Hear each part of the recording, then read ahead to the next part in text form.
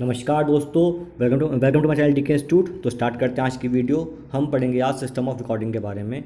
ये कुछ प्रिंसिपल्स हैं अकाउंटिंग के जो बता रहा हूँ मैं आपको, जो इंपॉर्टेंट टर्म्स हैं, इंपॉर्टेंट कॉन्सेप्ट है, उस बारे में चर्चा की जा रही है इन वीडियोस के माध्यम से जिससे कि आपका जो एग्ज़ाम की प्रिपरेशन है वो थोड़ी और अच्छी हो जाए और आपका रिविज़न भी साथ साथ हो जाए।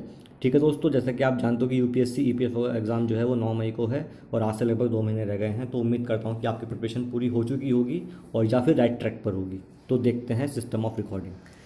तो दोस्तों, सिस्टम ऑफ रिकॉर्डिंग का मतलब ये होता है कि आखिर जो रिकॉर्डिंग कर रहे हैं आप ट्रांजैक्शन की, बिजनेस ट्रांजैक्शन की जो रिकॉर्डिंग है, फाइनेंशियल ट्रांजैक्शन की जो रिकॉर्डिंग है, आप किस टाइप से करते हैं, बिजनेस किस टाइप से करता है, वो देखते हैं। कितने मेथड हैं रिकॉर्ड करने के। तो पहला मेथड है that is single entry system. जो पहला मेथड है that is single entry system. इसमें क्या होता है कि merely personal aspect of transaction that is personal account are recorded. This method takes no note of the impersonal aspect of the transaction other than cash. मतलब कि जो single entry system है उसमें होता क्या है कि जो पर्सनल अकाउंट है वो मेंटेन किया जाता है।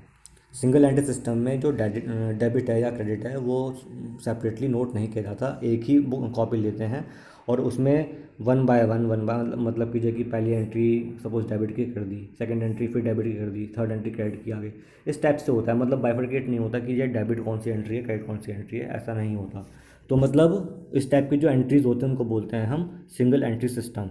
और इस एंट्री सिस्टम में मेनली जो पर्सनल अकाउंट होते हैं उनको ही मेंटेन किया जाता है। जो बिज़नेस के अकाउंट्स होते हैं, कंपनीज के अकाउंट होते हैं, वो इस सिस्टम के थ्रू मेंटेन नहीं किए जाते, क्योंकि ये बहुत ही जो है कम्बरसम हो जाएगा जब हम जो है बैलेंस शीट प्रिपेयर करेंगे या हम profit and loss account prepare करेंगे कि आखिर हमारा कितना डेबिट है कितना क्रेडिट है, तो निकालना बहुत मुश्किल हो जाता है सिस्टम की वजह से।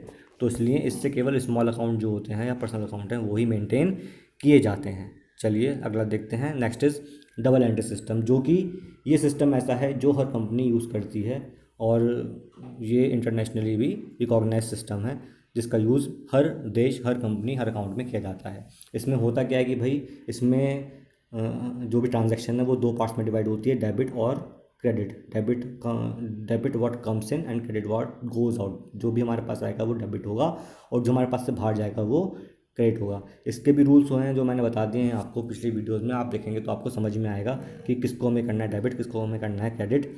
कोई दिक्कत हो मुझे कमेंट करिए, मैं दोबारा इस पर वीडियो एक लेके आ जाऊँगा आपके लिए। तो मैं बस आपको ये ध्यान रखना है इस टॉपिक में कि डबल एंट्री सिस्टम में क्या है, दो बार हम रिकॉर्डिंग करते हैं किसी भी एक सिंगल ट्रांजेक्शन की। कि सपोज़ मैंने सामान सेल किया, तो जब मैंने सामान सेल किया तो मेरा जो रेवेन्यू अकाउंट है वो बढ़ जाएगा, ठीक है ना, मतलब कि रेवेन्यू अकाउंट में डेबिट होगा।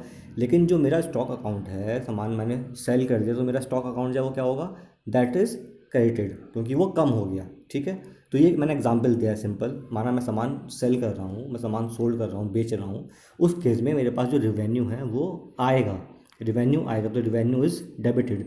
लेकिन जो मेरा स्टॉक है वो मेरा जा रहा है ना, मेरा सामान जा रहा है मेरे पास से, तो दैट इज़ क्रेडिटेड।